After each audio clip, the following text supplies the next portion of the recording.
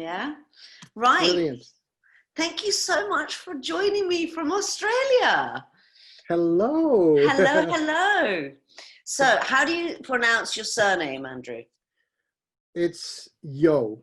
Yo. Simple what? Yo. Simple Yo, Yo. I like it. Yo. So I decided to reach out to you because I am fascinated by the amount of different projects that you're in. And I reached out to you also under the Phoenix Health Hub. I, as Margarita Bennett, I am a clinical massage therapist and a pre and postnatal rehabilitational specialist.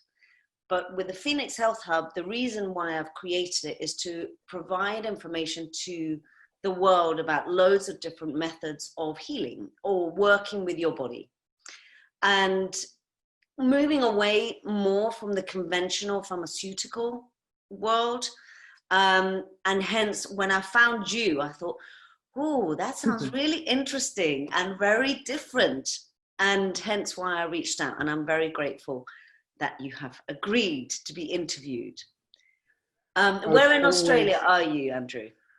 I'm in the south coast of New South Wales in a little town called Ulladulla, and I live in a little peninsula called on Burrell Lake. So it's a tiny little town here of 15,000 people. We're about 3 hours from Sydney, which is where I've lived most of my life. Okay. And yeah, so this is a real big sea change for a city boy, because it's quite interesting. I mean, there's no Prada here and there's no Louis Vuitton, which is quite funny. But I'm loving life, being by the ocean, being by the beach, and you know, and being able to be in nature, especially in this crazy time with this pandemic going on.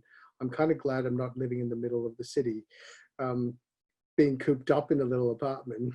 Yeah, it kind of grounds you, doesn't it? It kind of, you know, I don't know, it allows you to breathe. I live in Brighton near the sea, so it's, I don't know, you're able to breathe a little bit easier than I would say in a city where it's all hemmed in, and also it's closer. There's so many people.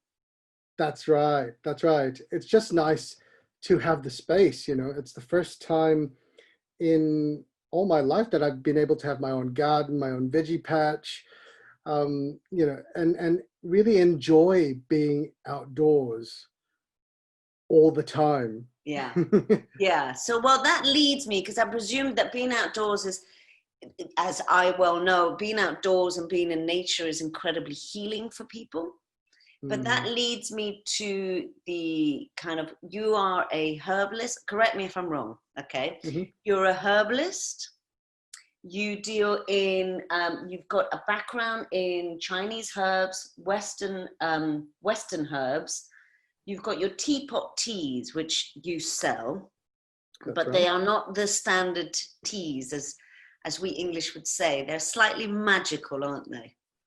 They are slightly magical. Look, I've got a lot of different fingers in a lot of different pies. You know, I've been a massage therapist. You know, I've done the pre and postnatal massage. I'm a herbalist, a beauty therapist. But my background's actually in business and hospitality. Ah. Yeah, so I actually have a degree in hospitality as well as marketing and business, and I have a master's in management, amongst other things. I'm also a Reiki practitioner, Reiki teacher, an elemental practitioner, and I class myself as a witch. Awesome. I love it. Yes. So there's a bit of a smorgasbord of different things that I do. I'm not a traditional Chinese herbalist. Mm-hmm. I am a Western herbalist, but not a traditional Chinese herbalist. But a lot of the things that I do draw upon my lineage. And my great-grandfather was a Chinese herbalist. I was going to ask you, how did you learn about, you know, herbs and how herbs heal and things like that?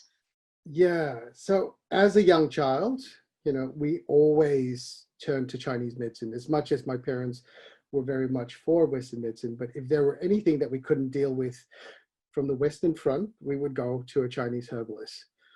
And my grandmother was instrumental in that, because you know, if anyone, you know, typical little Asian grandmother, if she found something was wrong with you, she would be off to the doctor, you know, Chinese doctor, finding out all the different remedies and bringing packs of these smelly herbs that she'll make you drink, you know, with a spoonful of honey at the end of it, just to wash it all down.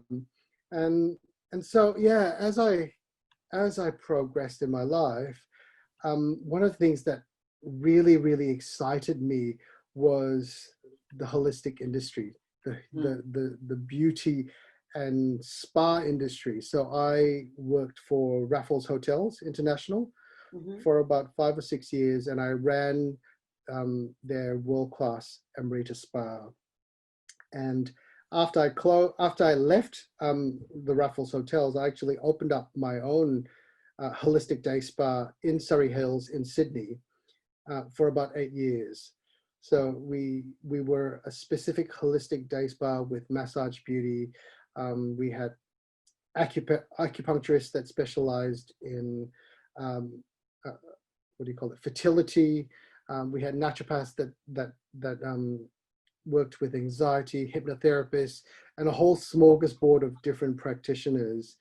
You're fairly converted like me, you know. It's sort of it's you know, and the reason I created the Health Hub was my mother passed away a couple of years ago, and it was in her memory, because similar to your grandmother, it was very much, you know, you had anything, and she didn't have just one line. She didn't do just herbalism.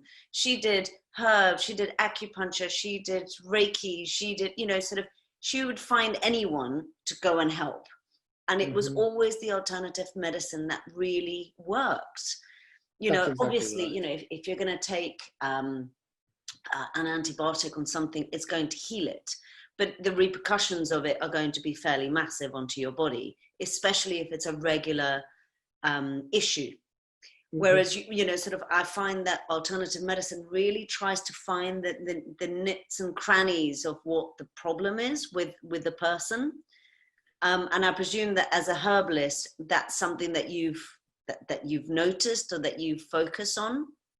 Definitely. It's all about looking at the root causes of what's going on. Because let's face it, if someone is sick, if someone has an ailment, that ailment has been brewing for a long time, you know, whether it's a psychological, whether it's a physical thing, we've had to deal with it. You know, it's patterns and years of patterns that we deal with for all these symptoms to come up. So when we're working with someone for a certain, you know, whether it's an ailment or a mental thing, we have to look at the root causes.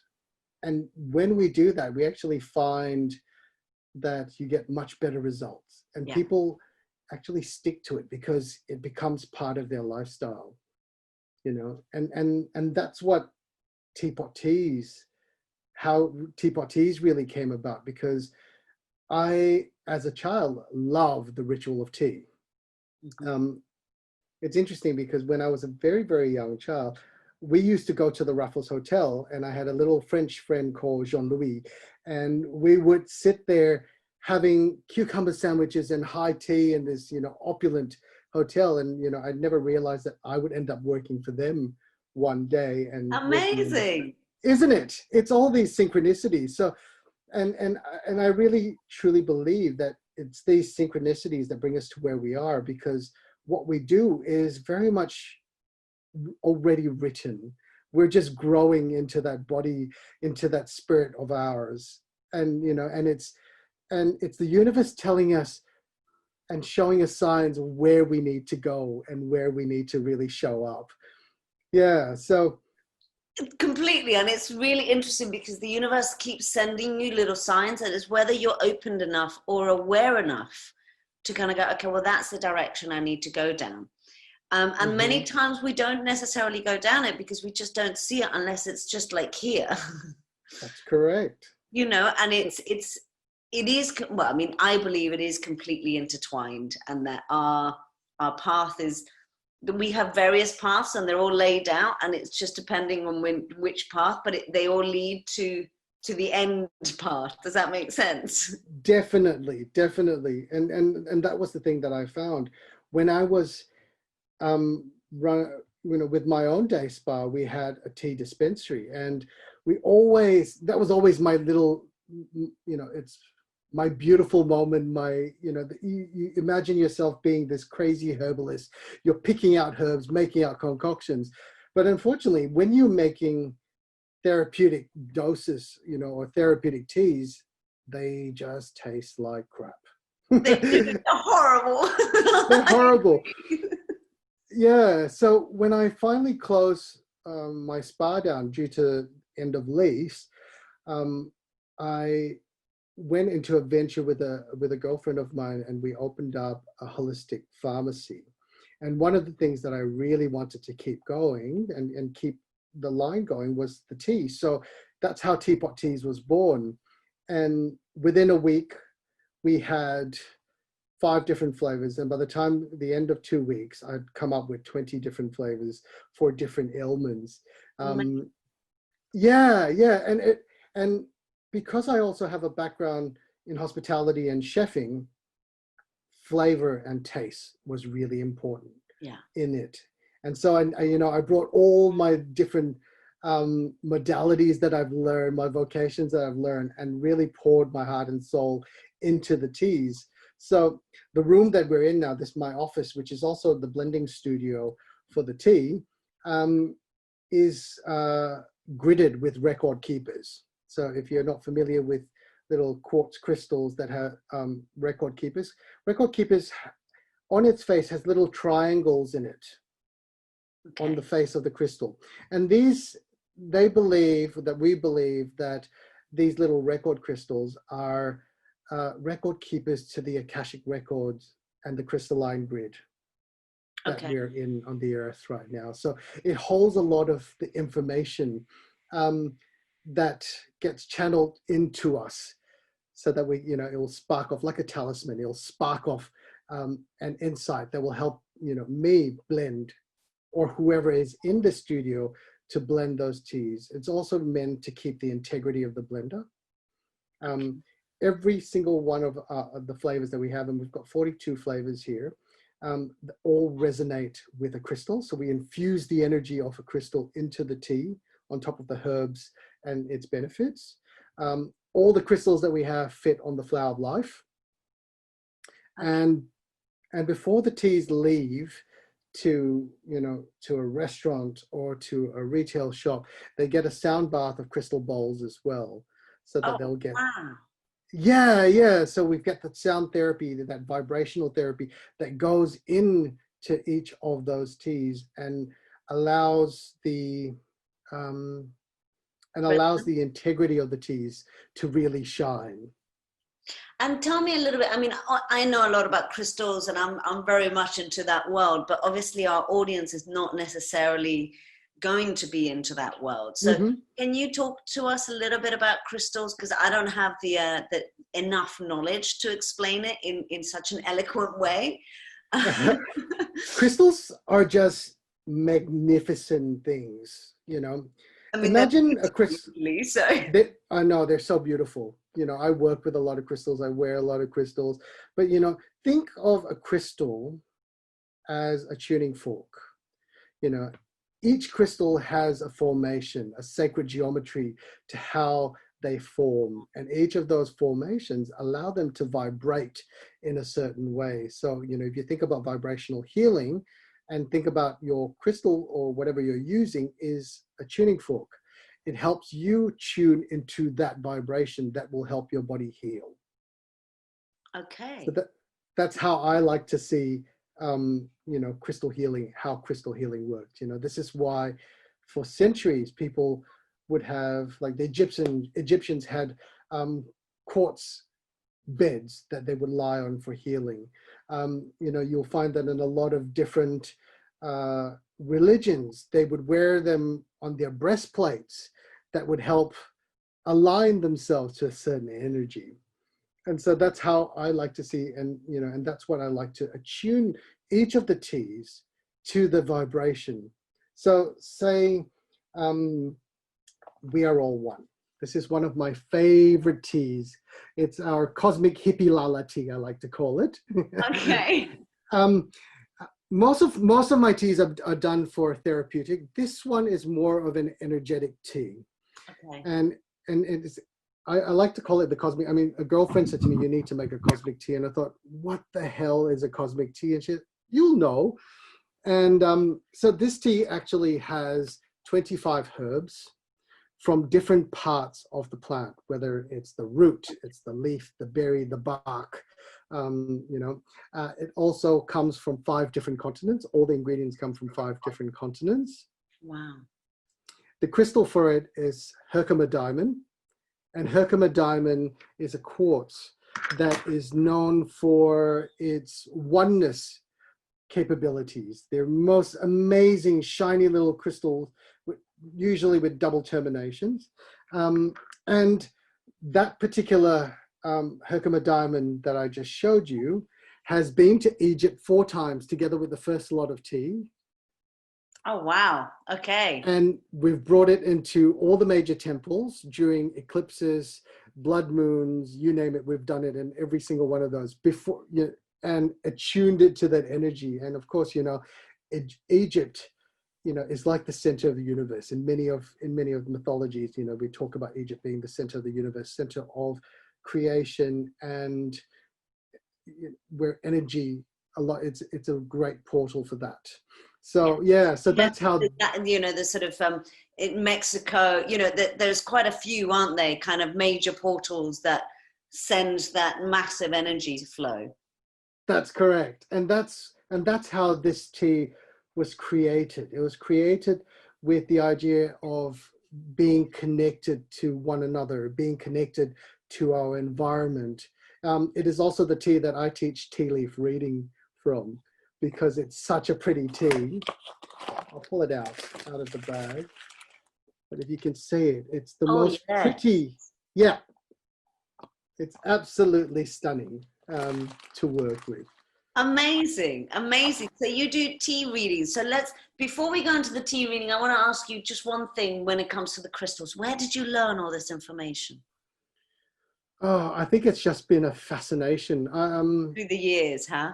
Through the years, yeah. And I really have got to credit this to a girlfriend of mine who started me a lot on this whole journey. She was the crazy crystal lady that you can, the entire house was just covered in crystals. She'd actually painted the inside of the house with hieroglyphs so that it looked like the inside of the pyramid. Wow. Yeah. She was a little bit wacky, a little bit crazy, but she had a passion for crystals. And from that, it's like an addiction.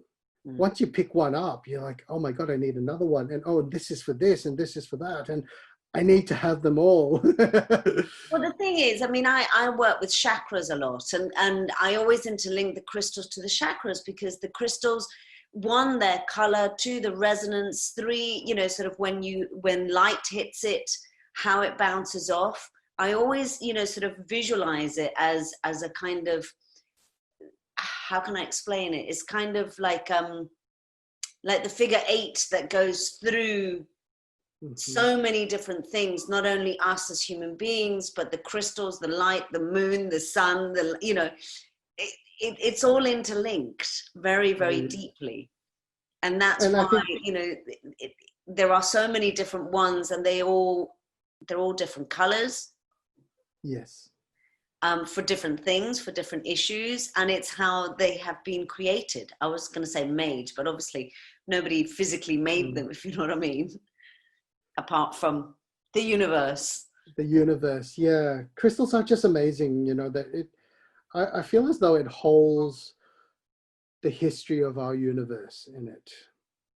That's beautiful. It carries the essence of the earth and what it's been through. So it's like that's why the record keeper is such a thing for such a big thing for me, because there are memories of how things used to be. And what I'm doing right now is bringing back the traditions of herbalism, the traditions of traditional Chinese medicine back into being, because somehow along the way, we have forgotten these traditions. And as a custodian of these rituals and traditions, it's important that we pass it on to the next generation. You know, and I think this is why the tea that is really close to my heart right now is it's called You're the Apple of My Eye. It's actually an old traditional Chinese medicine remedy that my grandmother found for me when I had whooping cough as a child. Okay. Yeah, because yeah, I had it for such a long time that, you know, you cough so much that it breaks all your capillaries, that it makes you cough out blood. And so she found this recipe, which is based off apples, the north and south apricot kernel, Chinese figs, and honey dates. And you boil this up. And recently, actually just last year, I submitted this to a TV program here in Australia called Medicine or Myth. And this remedy was put into clinical trials to see how it fared. And it worked with, you know, it fared amazingly and passed with flying colors. So I can now say that I've got a remedy that is amazing. Yes, that is clinically proven to work. Yeah. So yeah, that's why I've called it You're the Apple of My Eye, because, you know, I was the apple of my grandmother's eye, and she lovingly found this, you know, 2,000-year-old recipe and made me drink it, and it tastes absolutely amazing as well. Well, I guess, you know, especially for a child, you need to give them something nice, because otherwise there's no way of forcing them, is there? That's exactly right.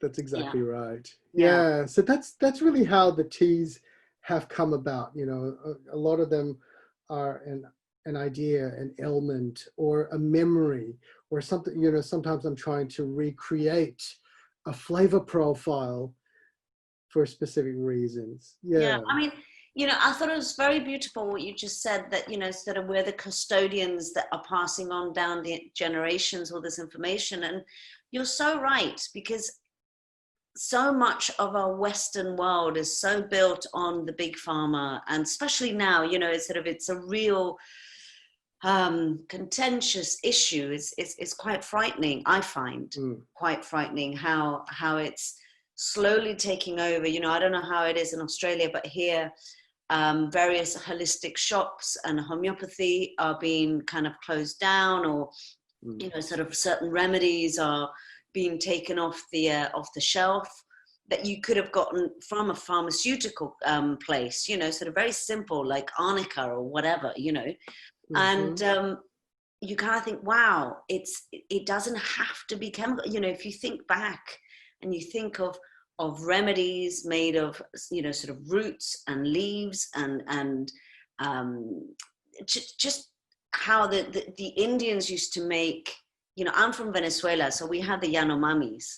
I'm originally from Caracas. And, you know, we have our local Indians that, you know, now obviously it's different, but they used to get everything from the rainforest. You know, whether it was the poison of a frog and you would get a little bit and you would then mix it with something else, and then that would be a cure for something else, you know. And I love what you just said. I think that's really beautiful, that we can't let it go. We need to be involved in keeping it together and handing it down the generations. And it's so important, because as we're finding out, you know, we talk about being in a wellness industry, but our industry actually thrives on sickness,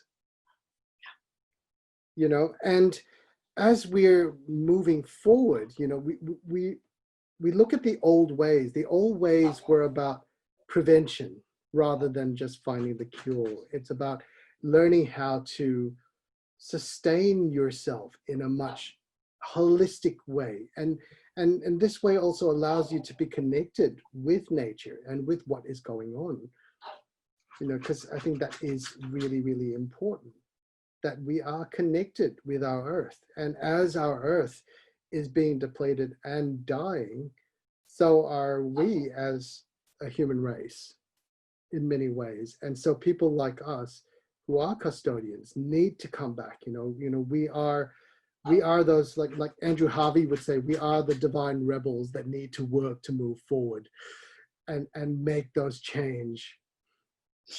I think what is interesting when you say that, and what comes up for me when you're saying that is, there's a lot of custodians that are very frightened to speak out because it's so out there, it's so different, and it's been so shunned and put away that people will say, oh, but you're a bit weird, or oh no, that's a little bit woo-woo for me. I can't do that. I remember, I do Reiki as well, and I remember talking to a friend who, he goes, I get the massage thing.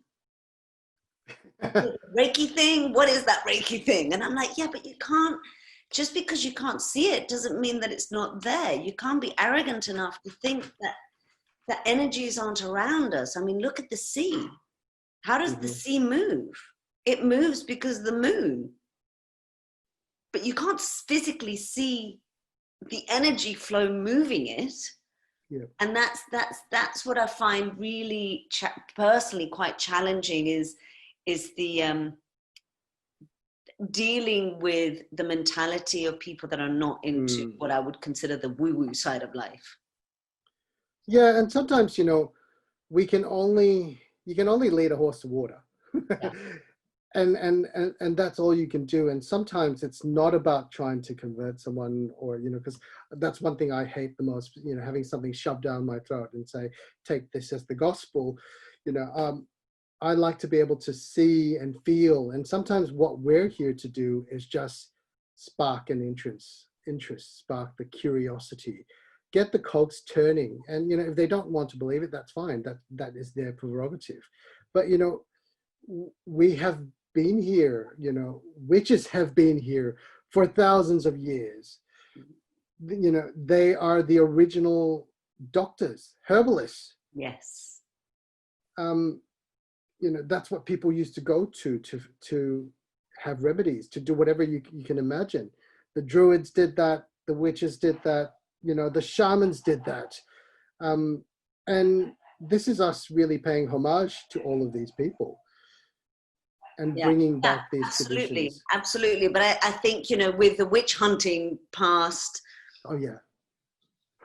people are frightened to talk about alternatives, and hence why I wanted to bring you on to be interviewed. And I'm looking at, not only the nutritionists and the acupuncturists, which are fairly accepted in our society, and I wanted to bring in people that are very alternative and people that actually do things that confuse people, because in reality, let's spark that up and see what happens.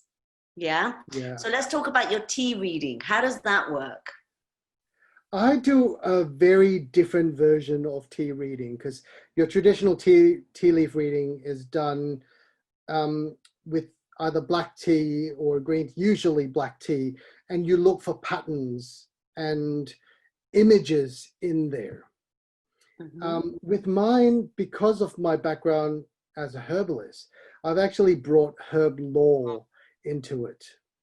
So if you think about lemongrass and this beautiful grass that sits in the ground but moves, lemongrass for me, it's about bridging the unknown. It's about being flexible and blowing with the wind. So if you see the lemongrass sitting in the cup in a certain position or sitting, then it will tell me what you're needing in your life. So whether it's flexibility, if you're looking at green tea, we're looking at, we need to focus on health. If we're looking at fennel, because if you look at fennel seeds, it actually looks like a little stomach, and for me, that's about the gut. And fennel actually is one of the remedies you use to soothe your gut. So, this might tell me that there is a gut issue, or you need to look at trusting your gut instinct.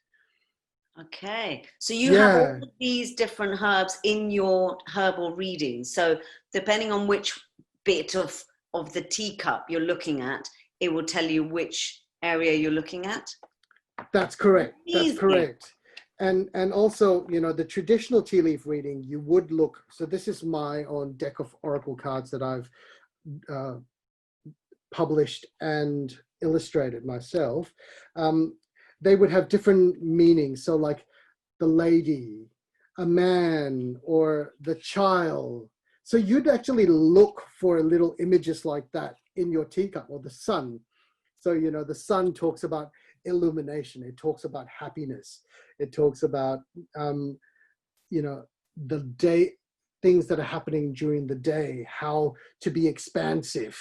And so these are the things that you would traditionally look for, these little symbols in the teacup. And I've actually added the extra layer of the herb lore into it, because it just makes the reading so much more interesting when you think of properties like you would with crystals or so that's what I've done, and that's why I have the deck of cards as well, because this corresponds to the 42 different flavors together with the crystal as well as the tasseomancy symbols in it. Amazing. So you've created this whole little package. That's right. That you can look at all of it in one go. That's incredible, Andrew. I love it. I think that's brilliant. And for example, what type of person would come to you to do this kind of thing? As in, would it be because they're suffering from IBS? Would it be because they are emotionally lost? Would it be, you know, sort of, if you were looking at the people that are watching you who may have never heard of tea leaves, crystals, alternative medicine, you know, what would you say to those people? You know, sort of.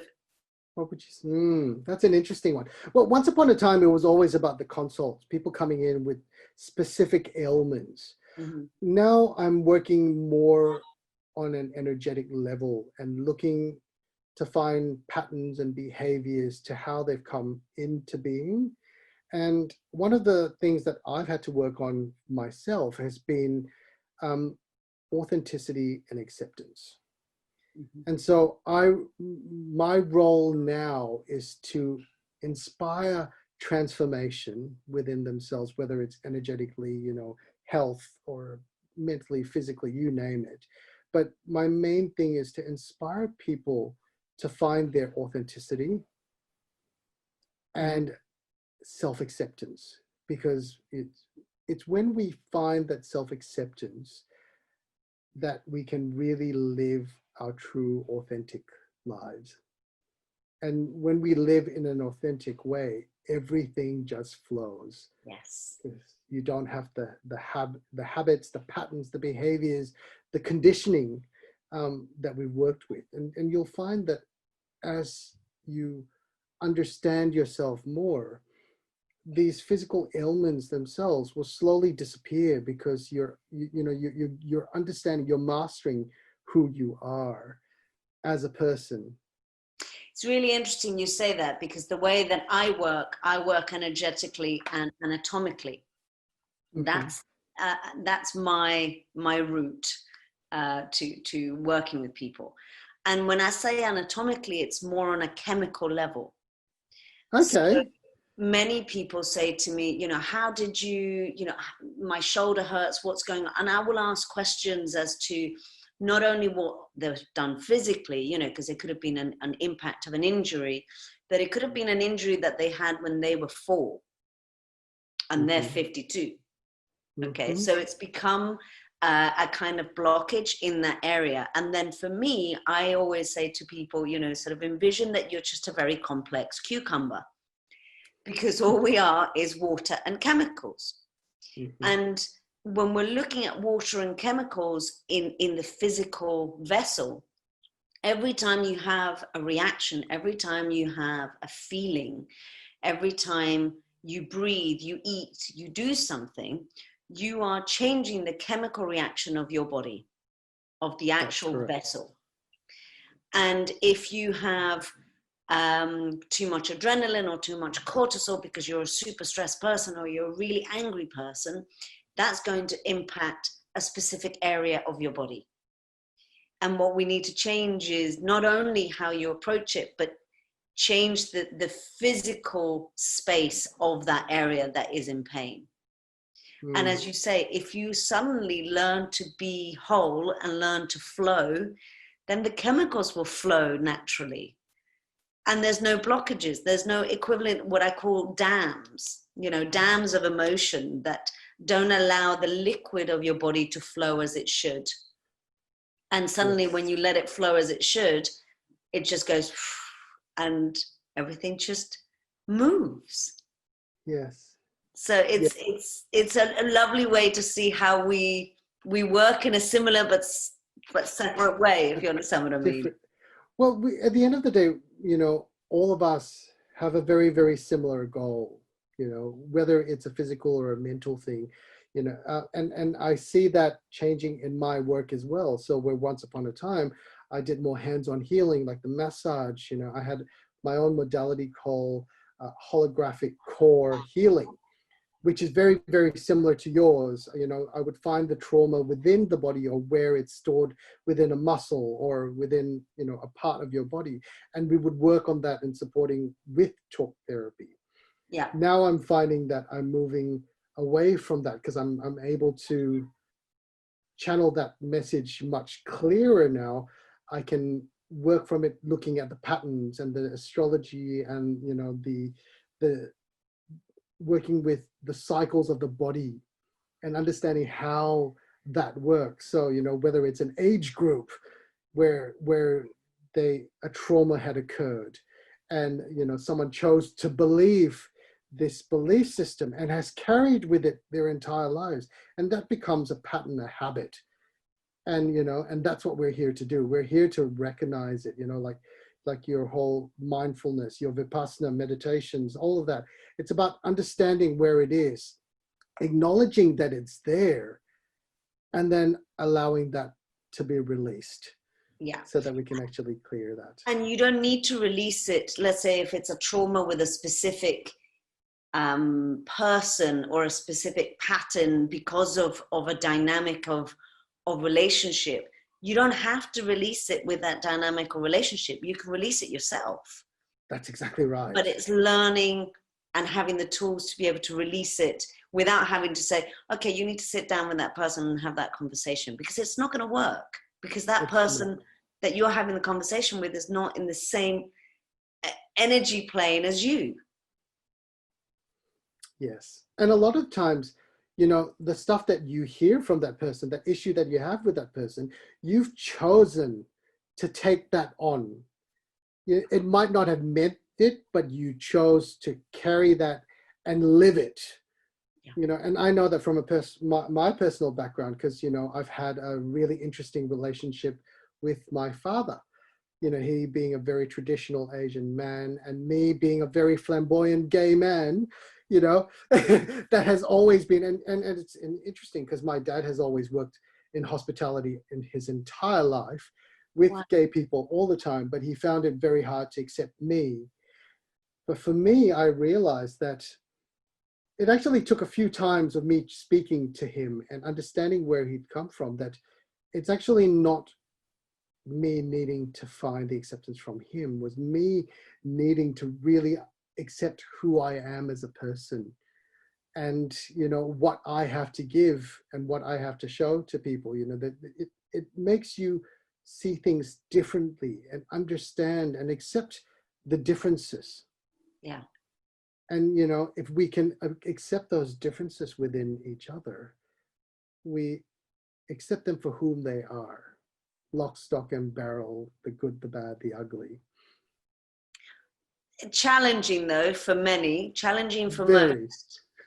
I think you need to be in a very special place to be able to hold that and be grounded in that. And actually not only be grounded, but also to remember that it's a cycle, and that, some days you're going to say to yourself, yeah, I completely embrace myself and I am there. And other days you kind of think, I'm having one of those days that everything is really bad and I really don't like myself, and that's okay. And that is, yeah. I had one of those last week where, I was a raging monster and I thought, I need to go into the ocean, wash all this bad juju off. I started a little bonfire in my little fire pit out the back and I thought I need to burn all of that off. And it's very cathartic, sometimes we need that physicality of that to uplift the spirit. Yeah. And I say this a lot with my clients. We have to understand, accept the light and the shadow of whom we are, because everything casts a shadow. No matter how sunny it is, there will always be a shadow. And that shadow is the other side of whom we are.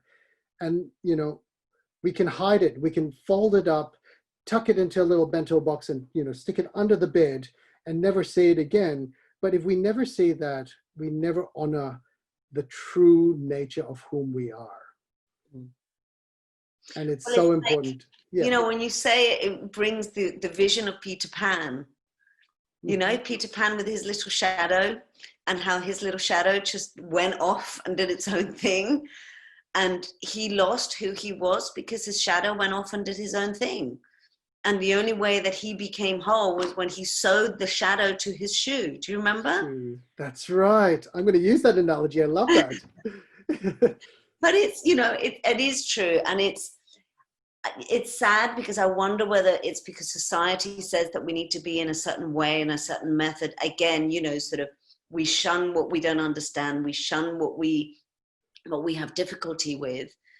And in reality, if we were to embrace both, sort of in the medical industry, if we were to embrace both, from alternative medicine to, sort of chemistry medicine, and actually say, right, both can work together.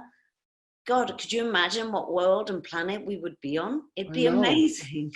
And I think this is why the mindfulness movement is so important.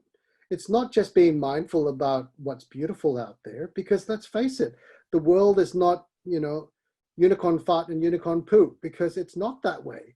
Yeah. People do have sorrows. People do get sick. And it's all part of our learning. So the more we accept, the shadow of whom we are, that, I may be an angry person, but I accept that that is part of who I am. And you learn to work and balance in this world of duality. Yeah, no, absolutely. Absolutely. Oh, I love talking to you. I know, we could talk for hours. I wish you were here. I wish we could just have a chat, a proper cup of tea. So, tell me a little bit about your alchemy. I presume that it's all in this, because you've got 3 sides. Well, you've got more than 3 sides to you, but the main things that we've been looking at is your Teapot Teas, the alchemy, the tea reading, and what else am I missing? And the spiritual co-op. Aha. So so the Teapot Teas is, its own separate entity. I wholesale, I distribute, I do all of that. And then there is I am Andrew Yeo, which is the Elemental Alchemist. So I work on a very elemental basis. I make talismans, I make ritual tools. This is also where I do a lot of speaking engagements, and people will bring me in to talk about certain spiritual topics or about teas. And that is the alchemist side of me. So, this is one of them that I have here. This is one of my favorite tools that I've created. It's of goat horn and red gum. It's actually a rattle. And I call it the Death Walker, because it was made for a death doula, so that she can bring people over to the other side and come back again. So, this is the other part of what I do, is I make the ritual tools, whether they're athames, ritual blades, rattles, talismans like the one I'm wearing. These are the few different things that I do with, and that is also the readings and the teaching side of what I do. So if you had somebody who was interested and needed a clearing tool, or, whatever it may be, they could give you a call and say, I need this. Can you make this for me?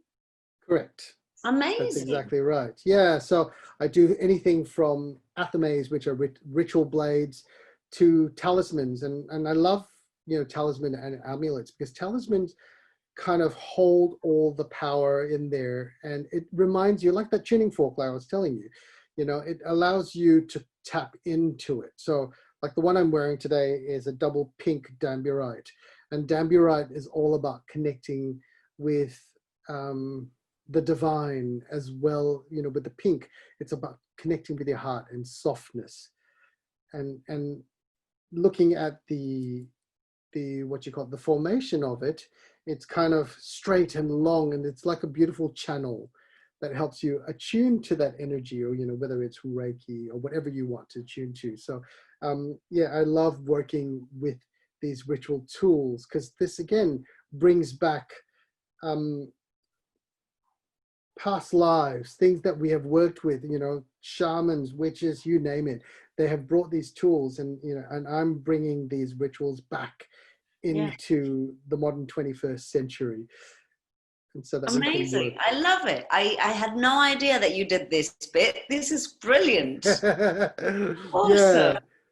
Yeah. I presume, I mean, you know, as a massage therapist, I have many colleagues that always say to me, you know, how do you stop absorbing energies? Because we really do, you know, many times when I'm working with somebody, you know, you suddenly get this wave of feeling, or you finish and you're absolutely floored. And you realize that that's not because of you, that's because of what you were working on, as in the energies that you were receiving or moving. And I presume that you can create beautiful talismans to protect and things like that, or stop. That's correct. So I think in amulet, technical terms, an amulet is used to protect. A talisman is used to focus your intention. So, you know, you can actually do that as well. So with a lot of my talismans, I love to put a little bit of shungite in it.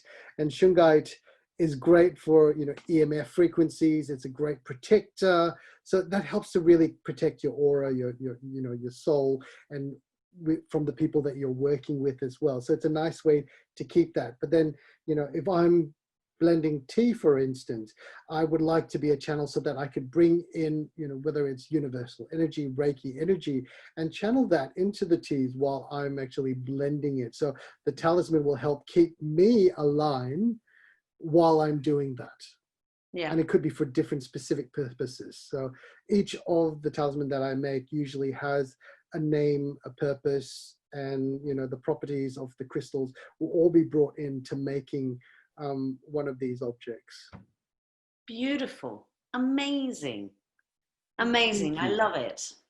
And give me the last thing that you do. So the last thing that we do is the spiritual co-op. Now this kind of just happened. My partner decided that I needed to work on my SEO, you know, the horrible work stuff with the World Wide Web. And he thought, I'm going to start a website and we can practice on that one. And that one became a business on its own. And so the spiritual co-op is really a group of people. So it started as a hope and a wish for people to be able, like us, who work on a one-to-one basis and never get to have a sounding board, you know, for all these different practitioners to come together, to market themselves together, to help each other in this quite solitary journey of ours, so that we can find our tribe, find our community, and really to bounce ideas and be accountable. Because a lot of times we do things and we're not accountable for it because we work for ourselves, and, you know, we'll get done when it'll get done on our time. And as much as that is brilliant, a lot of people in our industry never get anything done because we're, you know, either in with the fairies, or we're trying to please everyone, that we forget what our cause and our vision and mission really is all about. And so, you know, yeah, it started with making the website, and all of a sudden I started calling up all my friends, go, look, you know, I'm starting this. Would you like to be a part of it?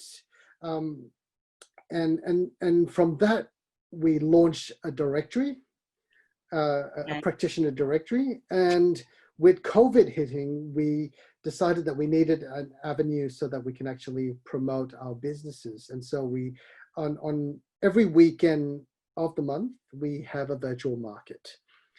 Whether, you know, yeah, so it allows practitioners like us to promote ourselves as businesses, to promote the things that we create and make and bring it out to the world. So international, or is it just in Australia? At the moment, it is very much an Australian national thing. And we are opening this up internationally, slowly, bit by bit. But so, yes, you know, we are inviting people to be part of this tribe, to be part of this community, so that they can all share their expertise. Because, you know, like the whole light and shadow thing, there are things that I'm really good at, but there's also things that you know, I'm absolutely horrible at. And sometimes you just need to realize what you need to outsource and where you need to ask for help. And also, you can't be everything for everybody, you know, sort of. As much as you like to. There is so much energy and beautiful people out there that have amazing skills, such as yourself, that, you know, sort of, we need to let it out there. We need to let it be known that all these amazing magical people are out there that can help you. And they can help you in so many different ways. It could be, you know, sort of, whether it's Reiki, whether it's creating talismans and crystals, whether it's just having a chat and saying, I'm really struggling with life. You know, it's learning that you don't need to struggle on your own. That's right. I think, especially right now, it is so vital for people and the audience watching this to understand that they're not alone, that they don't have to suffer in pain alone, that, you know, sometimes just being heard and just being said, you know, I'm in pain, and somebody really hearing that is a great healer. It's an amazing healer. That's exactly. So can I be part of your group? I'd love to join. Yes, you can. Yes. And I would love to interview you and find out your story as well on my channel. That would be great. I'd be delighted to be interviewed by you, and we can do a swap. But wonderful. Yeah, I mean, I'm so pleased, and I'm so blessed that I have found you. It's funny. I randomly, you entered my life very randomly.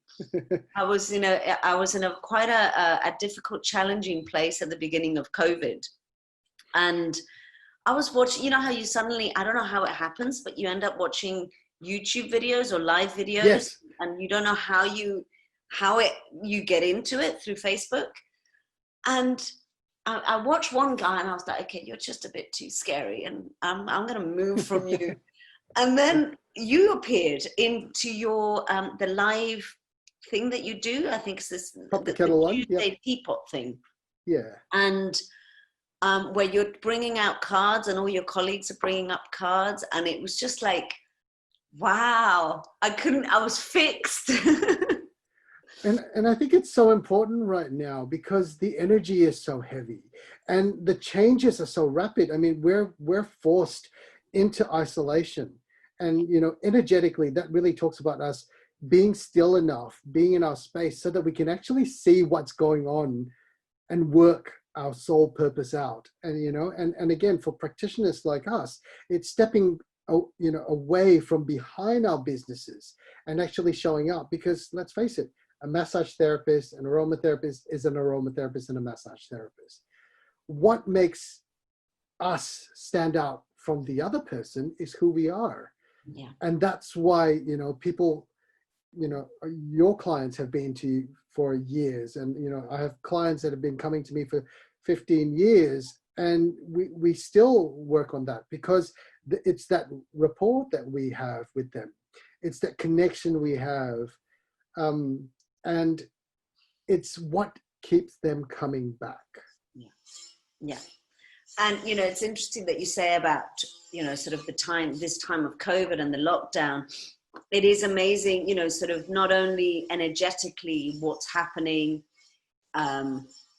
worldwide, but how we are absorbing that and how it's causing challenges with people, not only with, for example, with myself, but, you know, clients, people I know, friends, how it's this massive mirror was put right in front of you. And it's like, okay, you need to sit and stare at yourself for a little while and try and work out where it is that you want to be, what it is that you want to become, you know, are you happy? Are you truly happy with your life? And I don't mean happy as in, you know, contentment, solid, deep contentment. And if you're not, then you've got to change it. And so many people I know are going through this labor, you know, this trajectory change. When I think about it, I think of crystals. And I think, you know, the challenges that crystal have to really climb out, you know, it's not this beautiful, very simple, you know, sprouting. It's hard, it's hot, it's difficult, it's challenging, it's painful. But then the end result is beautiful. And that's, you know, that's what I have found with COVID is coming out a lot with people. And it's learning to manage that heaviness. Yeah, and that is the spiritual path, because when we dig through those layers, the scary bits come out, you know, and that's why it's dangerous when people just say, oh, we've just got to be positive. But no, sometimes we just need to sit down and lick our wounds and realize that it's okay, you know, it's the universe telling us that we need to move in a different direction. It's not that we're wrong. It's just that we're evolving, you know, and we need to evolve with the times. We need to evolve with how we are growing as well as a person. And I think this is a beautiful time, and people are struggling. I know my partner has struggled quite a bit because he's always been a corporate boy. You know, he worked for Qantas, and guess what? The aviation industry, no one's flying. So, you know, you've got to reinvent who you are and change, because so many people, their lives, their identities are based off what they do. Yeah. But we are so much more than our occupation. We are so much more than just what we do. And all of these layers now are being brought up so that we can actually show ourselves, really allow ourselves to shine in the brightest light possible. Yeah. Yeah, no, it is so true. It is so true what you just said, how, you know, sort of we are, and I think it's because of society and the way that we've been brought up, those patterns that, you know, you have your job and you are your job. And suddenly your job is taken away and you're like, oh my God, who am I? I know. And it's actually trying to find that inner you, that true self. And once you find that true self, then you can step forward and say, okay, yeah, I am the aviation guy, and potentially I could go back to that, but maybe I don't want to go back to that. Maybe I want to do something completely different. Correct. And it's having the courage to say, okay, I'm stepping into that unknown, and I'm stepping into that abyss, and I have faith that the universe has got my back. And that is really challenging, really, really challenging to so many people. It's, you know, I get goosebumps talking about it. I know, I'm getting the same as well. You know, I have so many people that come to mind that I just think, just step into it and have that inner belief that is the right time for you to just go, yep, I'm here. And I have no idea where this abyss is going to take me. I have no idea. And I don't know how I'm going to make my money, and I don't know how it's going to work, but I know it's going to be okay because the universe has got me. And it's that trust. I think everything that we do is based on that trust. And once we learn to trust that we can keep ourselves safe, things change, doors open, you know, but we need to realize that. And trust is such a hard thing because we're told from the minute we're born, religion tells you do not trust. You know, the devil will tempt you with the apple. You know, people, do not talk to strangers. Do not do this. Do not do that. So we are conditioned not to trust in others, and we're conditioned not to trust in ourselves.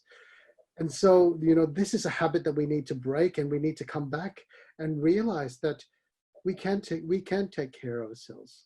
We can trust in the intuition. But you know what? It's really interesting what you're saying, because if you consider COVID, we have had months and months and months of fear.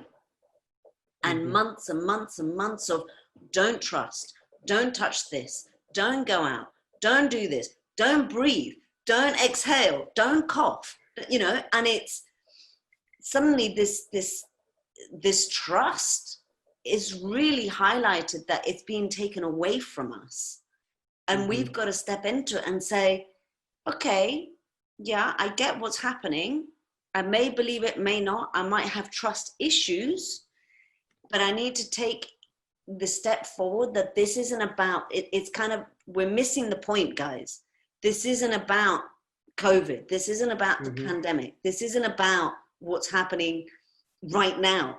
This is about trusting the bigger picture. It's about trusting that huge stepping forward and saying, I have no idea what's going to happen. I have no idea if my business is going to survive. I have no idea what's going to happen tomorrow. But I trust that I am in the right place at the right time. And that's it. Exactly right. That's it. That's exactly right. Yeah. You know?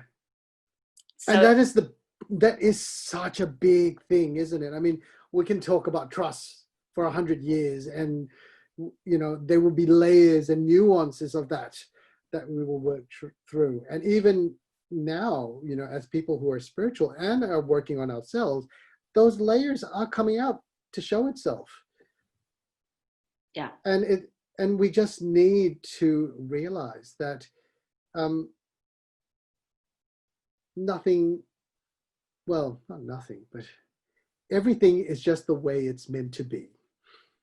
Oh, tell me about it. It's I've had about 2 years of having that, you know, card come up, where I've sat down and I'm like, I don't get it. You know, this is really challenging. This is happening. That's happening. And I've just sat and really grounded myself and said, okay, you know, I give myself to you. This is me. These are my hands. And just put me in the right place, because I haven't got a clue what's going on. That's right. And it's truly believing in it. Andrew, thank you so much for chatting with me. I could literally chat all day, yes, but I'm sure aware that it's the end of your day, the beginning of mine. Can I just ask, since you are so fantastic with your cards, why don't we just pull one out for I know that the moon, today is the 2nd of September, and I know that the moon is in a very, very particular place. It's in the Pisces. So let's see what the moon and the cards bring today for everybody. I think it'd be quite exciting. Oh, I love it. This is one of my favorite cards. It's called Lemon Tart with a Heart. This is the first tea I ever designed. And Lemon Tart with a Heart resonates with citrine. Citrine is the merchant stone. It's also one of the crystals that you never have to cleanse and recharge, because it always renews itself. It's also the merchant stone. So it's telling people like us that we are here, we are okay. The symbol for it is the 4-leaf clover, and that is the symbol of good luck. And so in the short period time that we have right now, we just know that we need to know that everything is going the way it needs to go. There you go. Look at that. And luck it's on our side as long as we work from the heart and allow ourselves to be the best versions of who we are. Beautiful. Absolutely beautiful. Thank you so much. Now I'm going to close the recording, and then you and I will have a quick chat.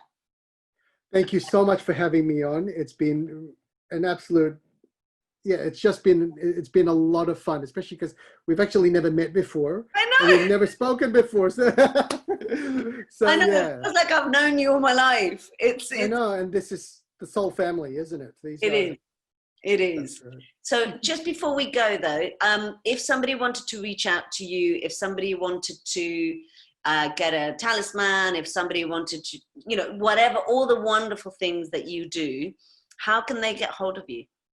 Okay, so you can find me on teapotteas.com, all lowercase, or IamAndrewYeo.com, or thespiritualcoop.com, all in lowercase. Wonderful. Right, I'm going to just stop this recording for a sec.